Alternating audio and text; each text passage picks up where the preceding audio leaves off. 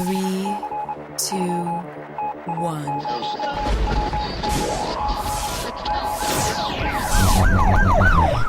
We'd like to welcome you to another edition of Grok Talk, brought to you by New Hampshire's leading conservative blog site, GraniteGrok.com. We are your feared extremist, right-wing, hard-charging, gun-toting, opinionated, outspoken, rabble-rousing, letter-writing, radio microphone-stomping conservatives and rational libertarians. So get ready for more news and opinion you could only get from GraniteGrok.com. Grok Talk.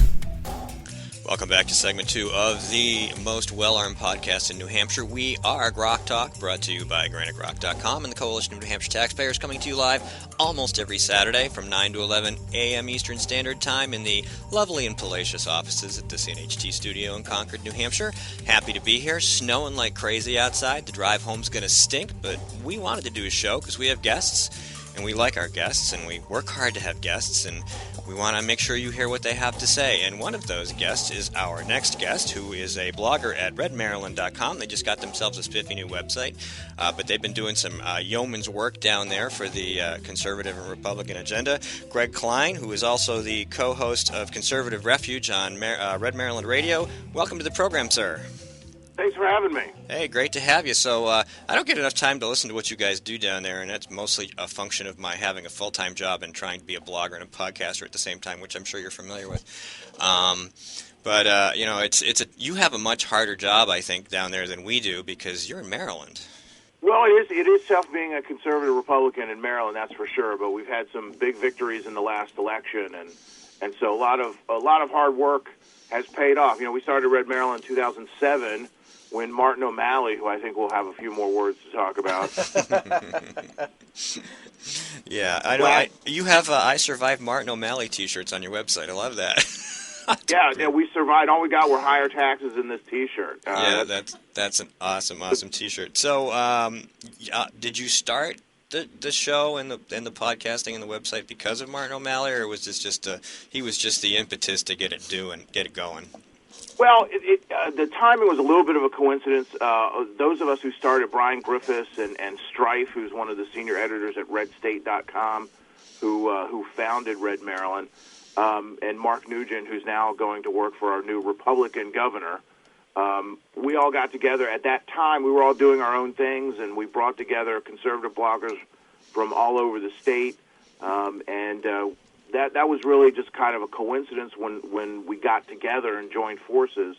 But for the last 8 years, we've been chronicling the true O'Malley legacy and resisting the efforts of what was a very far-left agenda when there wasn't a lot of resistance to it throughout our state. So finally, in November, the voters here in Maryland, which is still a very Democratic state, a very blue state, rejected all of that and rejected the governor's lieutenant governor, who was running for governor, Anthony Brown, and selected a lifelong Republican, Larry Hogan, to be our next governor, who just got sworn in this week. And so the state is coming back at least to the middle a little bit, and we're very excited to have been a part of that. Hey, Greg, this is Skip, and again, thanks for coming on the show. Now, I noticed that Larry came out with what I would have imagined had been quite the corker of a statement when he said, hey, budget directors and chairman, get ready to see your department's budgets being cut right off the bat. What an amazing statement. You know, you're in office, just a few hours, and he's telling the whole state government, get ready to go under the knife. How well has that gone over among the left? Well, we had an administration for 8 years that even the Baltimore Sun here had to acknowledge when we had tough economic times, when revenues were going down, they still couldn't say no to anybody when it came to spending. So to have a governor who was elected, who ran primarily on controlling spending, who ran primarily on getting the budget under control, and won for a Republican. He won by 5 points in our election, which for a Republican in Maryland is an absolute landslide. The largest margin we've seen here probably since the 50s for a Republican governor. And there have only been a couple, so it's not a real high bar. But It was pretty. He has a pretty strong mandate to bring things under control, and he did that the day after he got sworn in as governor. Introduced a budget that brought balance to our state that hasn't been there for almost 10 years. And the left, they know how the election turned out. They know that there's a popular mandate for rolling in spending. The fact is, they're not happy about the budget. But what's interesting about the state budget is not only is there 2% across the board for state agencies, but it actually balances the budget. It actually spends about 0.5% more than we did last year. But there are no state layoffs. There's no furloughs. There's no complete elimination of state agencies. There's still record funding for education. There's still a lot of things in this budget that the worst fears and the scare tactics of the left didn't come true.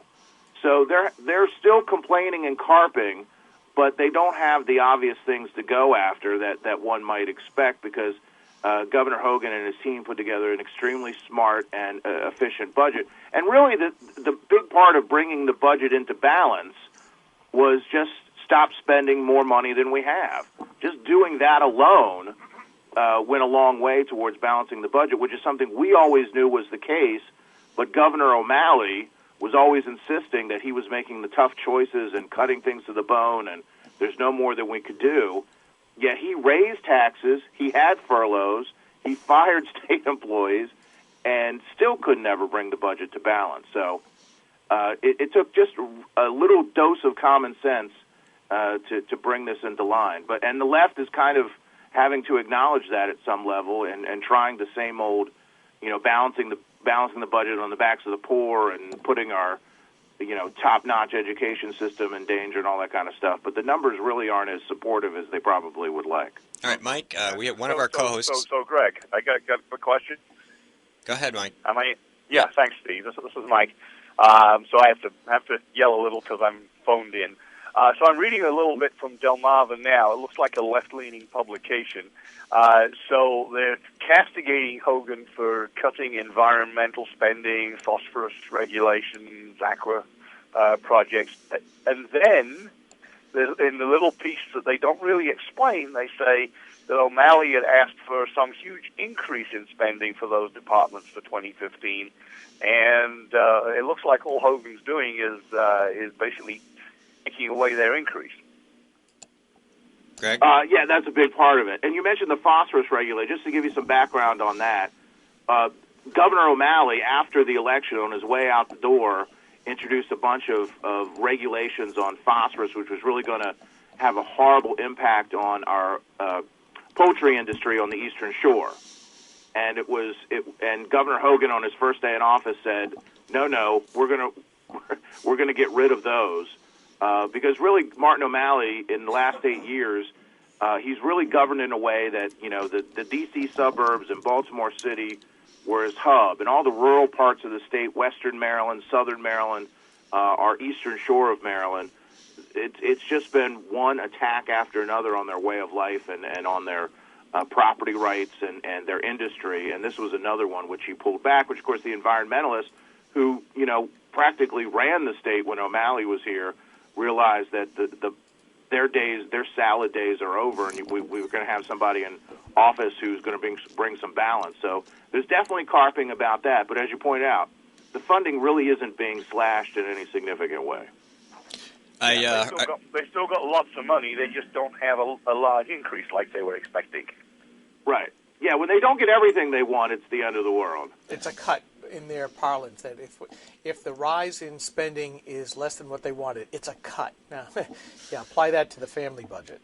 So right, exactly. So O'Malley, exactly, and that'll be part, and that's something that's kind of understood by the folks in the Hogan administration, and they previewed a lot of that. And the reality is, I think most Marylanders are going to understand the difference when they really see this budget, and frankly, when they see that this budget doesn't affect their lives as far as any supposed cuts, and yet they're able to have balance without increased taxes. They'll think, why weren't we doing this all along? There's two things I really want to touch on. The first, I don't know which one. I'll start with this one. I don't see any groups like Mad Moms for O'Malley or Ready for O'Malley, but he's running for president, you think? Is he? Oh, he's definitely running for president. There's no question about that, and that's something he's been governing like a presidential candidate for at least his second term here in Maryland. I'll give you a couple examples of what we're talking about. A lot of his agenda items were not things he ran on when he first got elected, but they're things he realized that he needed to get done in order to prepare for a run for president of the United States. Gay marriage was one of those things. He didn't run on that when he first got elected. Maryland is an interesting place, and for folks up in New Hampshire and other parts of the country who aren't familiar with Maryland, Maryland is very Democratic. It always has been.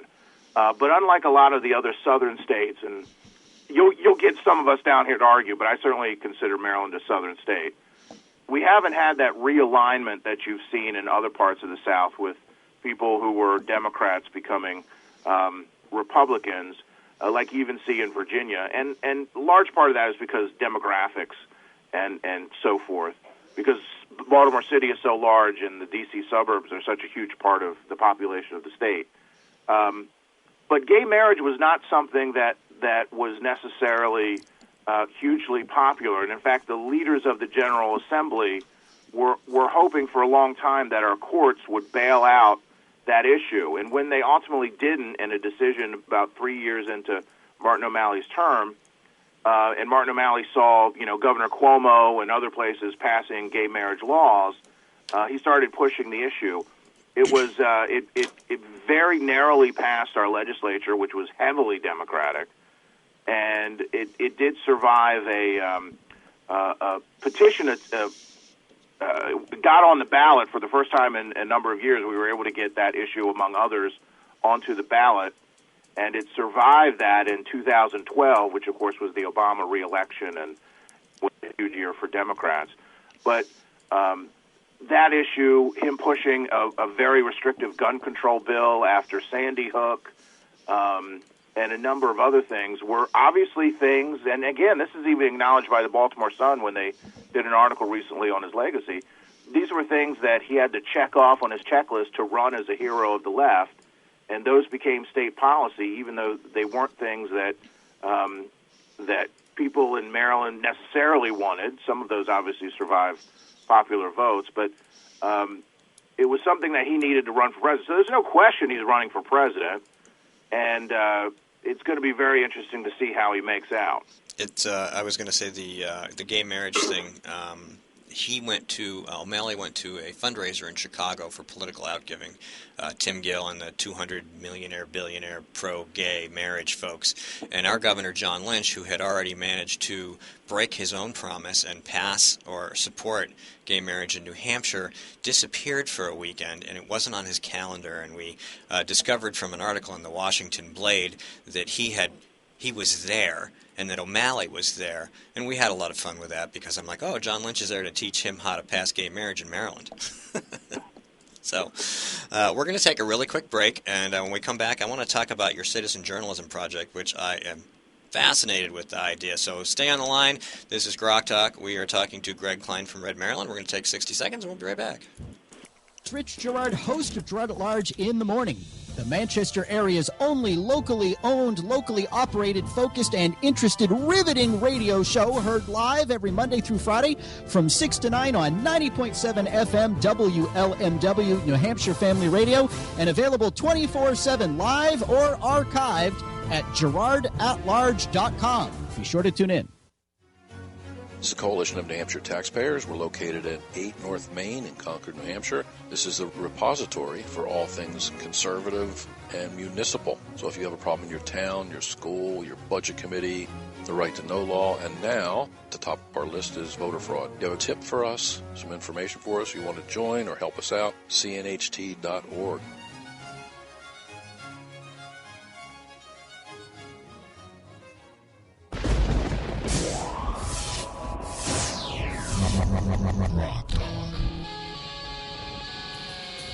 This is Grok Talk. We are on the phone with Greg Kline, blogger and podcaster from RedMaryland.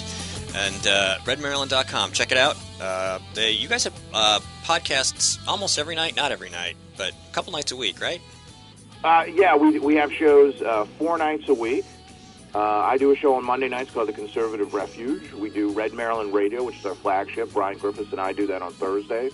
We have a fantastic news show that we do. Our news director, Dwayne Keenan, who is a career radio news guy, who does a 1-hour show for us every week called the Red Maryland News Hour every Friday. It's a fantastic 1-hour summary of what's happened in the week in politics and government here in Maryland. Then Brian does his own kind of commentary show on Sundays called the Air Raid. So all that's available at redmaryland.com, on our Red Maryland Network, as we call it, which is also available blogtalkradio.com/Red Maryland, and we're available on iTunes and Stitcher. That's awesome. And then, of course, one of the great resources that every state has that's underdeveloped is the citizen journalists. And we are all citizen journalists, so we understand it. There's always a few here and there, and like you guys all came together to create Red Maryland. One of your ideas that I read last week or the week before was that you were going to create basically citizen news desks, really, who would cover local issues that were underreported or ignored by the regular media. Why don't you talk to us about that? Yeah, it's one of the things that, as you point out, we're all citizen journalists, that there's a rise of that. Certainly that's a great way to counter the biased established media such as it still exists. But even local, we cover a lot of local politics, as I know you guys do up there. And there isn't a lot of coverage of what's going on, even on the state level, but certainly on the county level, there's just not a lot of coverage. You might have a local newspaper that gives it a story or two every day, but a lot of places you don't even have that. And so one of the reasons that I got involved in blogging was because I ran for local office many years ago, and I would go around and I would talk to people who were good conservatives who, listen to Rush Limbaugh and watch Sean Hannity and Fox News and read, the Washington Times or whatever, but they wouldn't know what was going on locally in politics and government. And the fact is, local, I'm sure this is as true where you guys are as it is here, local government is really where the rubber meets the road and has as much an impact on their lives as what's going on in Washington. Politics is a full contact sport here. and yet there's so little coverage of it. Certainly, there's extremely little coverage of it from kind of a conservative, libertarian, center right, whatever you want to call it, perspective. So that was certainly one of the founding ideas of Red Maryland, was to bring people around the state to cover these things and talk about them. Mark Nugent, who was one of our founders, who's now the deputy policy director for our governor, which is just awesome to say. He was a Breitbart award-winning citizen journalist, and that was a big part of what he brought to Red Maryland. So we wanted to rededicate ourselves to not only covering as much local goings-on as we can around the state, but to recommit to that citizen journalism. And as we've built Red Maryland over the last 8 years, redmaryland.com, we've got a great audience. We've got great recognition. We know other media is looking at what's on our blog. So we wanted to encourage folks from around the state. And ultimately, we want to get, folks from every county in our state to join us as citizen journalists. We put the call out. We knew some people, and we've had a fantastic response. We've got a number of places already covered, so we've got a lot of new folks writing about what's going on in their localities, in their local party committees, and their local county commissions or county councils, and it's been great. It's been a great response, and it's something that would be great as a movement that we have everywhere, because it gives folks a resource to find a central location to see what's going on in their neck of the woods. Logistically, what would you say is the biggest challenge to rolling out something like that? Well, the biggest challenge, and I think the thing that Red Maryland has in place, is you've got to have a central location to put all this information at, to make it easy for everybody. If everybody has their own blog, then when you have your own blog, and you guys know this, you got to promote it, and you got to update it, and you got to do all that. We kind of do all of that for our contributors, so we make it really easy for somebody who, and there's always somebody or multiple people, depending on where you are. There's always that guy who goes to every county council meeting or is watching it on local cable, and they're always following it. And they're a guy who thinks like we do, and we want that guy to, or a gal or a woman to write something about it. And we make it easy for them. All they've got to do is log in and type up what they're seeing, and that's the biggest hurdle to get over. And I think making that platform available, is the biggest logistical thing to overcome. And the rest is just going out and finding the people who are there. And if you're involved in politics and activists, you run across these people on a normal basis. Go ahead. Yeah, Greg, this is Skip. You bring up when Steve asked the question, immediately my mind wandered back to a story I saw at techdirt.com. Alabama legislators say you must be a salaried employee of old school media to get approved for press credentials. And I ask this because we do a lot of citizen journalism. We go to events, we record them, we live stream them, because we're all techies, and we built up a system to be able to take basically a TV in a box with us. So we record stuff and put it up on Granite Rock, so people who can't go for whatever reason can still participate in the event. We get a lot of thanks for doing that. We don't do the opining. We don't do a lot of commenting. We just present it as is, unfiltered, and all of that stuff. But are you guys running into this same kind of deal? If somebody wants to go to a committee hearing of one type or another, be it local or further up the chain, county or state, that the legislators are starting to say, you're not a journalist. You do computer programming. What do you mean you're a journalist in your spare time? And it's like, are you seeing any kind of pushback where people are saying, you're not qualified to do the act of journalism, where we all know journalism is not what you are, it's what you do? Yeah.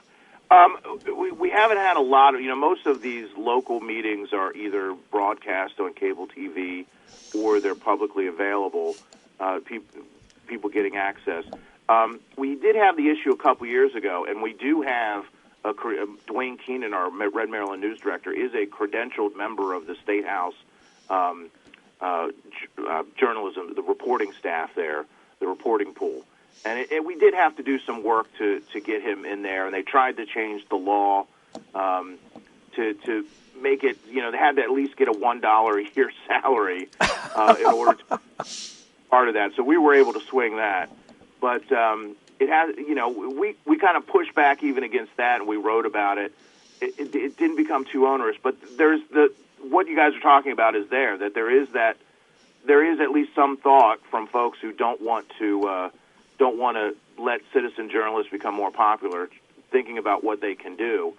It hasn't been a full-blown pushback. Actually, the biggest problem that we have in doing citizen journalists is not access to meetings. It's the Public Information Act stuff and the getting access to documents and information that we're looking for to report stories. That's really where the boundaries are put up and the impediments to getting records and they either say we can't get them, or they take a long time, or they impose some exorbitant copying cost. So that we find is a much more difficult challenge. It's interesting, during the primary campaign here, the lieutenant governor was running against our state attorney general, and during the campaign there was reporting from local media about the attorney general's history with his executive security detail running, getting speeding tickets and doing all this stuff. And that newspaper that was helping them was able to get the public records about that very, very quickly. Within days of their request, they were able to get all of these records. And we knew that if we had gone and tried to get something like that on the lieutenant governor or the current governor or something like that, if we ever got him, it would take months. So, yeah, no kidding. That's a bigger challenge than the folks trying to keep people out of meetings, but it's still an issue. Absolutely. Go ahead. Yeah, I was going to say we have found similar things here. I got credentialed for our state house, and then after that, that Granite Rock. Yeah, it got much harder, but we agree. We call them RTKs up here, right to nose, and they are difficult, especially at the local level. They will do everything to obfuscate us getting that information. Yeah, they talk about having laws that promote transparency, and we had a Governor O'Malley who said he was all about transparency and stuff, and then when you tried to get information about some of his commissions and some of his cronyist deals that he was making with windmill operators and others, so you can cross-reference it to campaign donation lists and those sorts of things. Suddenly, they weren't quite as quick to give you all of that information. So that's really where the front lines in this battle of citizen journalism are, and that's why it's so important that we have people involved willing to take the time to take advantage of what we can get under. And you there? You're breaking up a little. Oh no, I hope we didn't lose Greg. We've had this problem before. I think you might still be there. Greg, you there? I am here. Ah, there you are. We lost you for a second. On our end, we lost you. We got about a minute left. How can people reach you guys? Do a little plug for your site, and that'll be it. Okay, well, first, thanks for having me. I appreciate you guys having me on. RedMaryland.com is our site. Please go check that out. We're at Twitter, at RedMaryland. We're on Facebook, Facebook.com/RedMaryland. And if you want to listen to all of our radio programming, it's all on what we call the Red Maryland Network, which is at blogtalkradio.com/RedMaryland. And we're available on iTunes and Stitcher. Just punch in Red Maryland, and you'll find us there. All right, thanks for having me, guys. Yep, thanks a lot. You have a great weekend. You too. All right, we'll see you. Bye-bye. All right, that was great. I want to get more people like that on the program. I think that it's exciting to know that, hi, Mike, how you doing? That there's other people. That was fabulous. I didn't want to interrupt. It was full of information. Oh, I know. We probably could have done it. Well, this guy does podcasts every, couple times a week. So, the guy knows what he's talking about. He can talk. It's great to have guests like that, especially at the local level, who are able to just articulate the issues and talk about the candidates and the local stuff, the grassroots stuff. I mean, that's really what we try to do here, and it's what we encourage others to do. And so I'm going to, troll around and see if I can find some other folks like that in other states we can get on the program. Yeah, I'd like to get Billy Bear's bud Dan Haggerty on from New Jersey. He'd be he's a real firecracker. Yeah. Well, yes. Get in touch with him. Hook us up.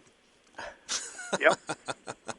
All right, coming up in the next segment, we have Victoria Sullivan, who has proposed a bill. I believe it is HB 332 or HB 322. I don't have the notes in front of me, but she'll correct me because I'm probably wrong. Whatever I was saying. I got the wrong system here. No email. No email? Oh, I have it. I pulled it for my show notes, but I don't have it in front of me. But we're going to talk to her about that bill. And that's coming up next, so don't go away. We'll be right back. This is Grok Talk. I'm Steve. He's Skip. Mike's on the phone. And stay tuned. More of us and more of them in a few minutes.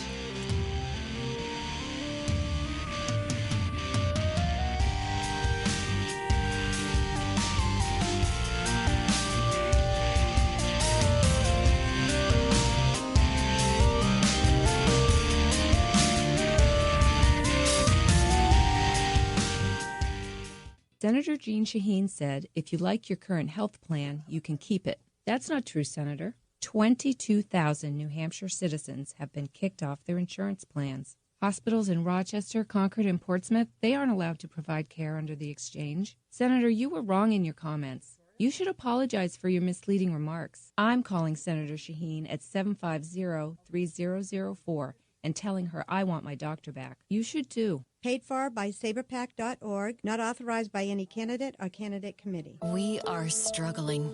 Rising healthcare costs are part of the problem.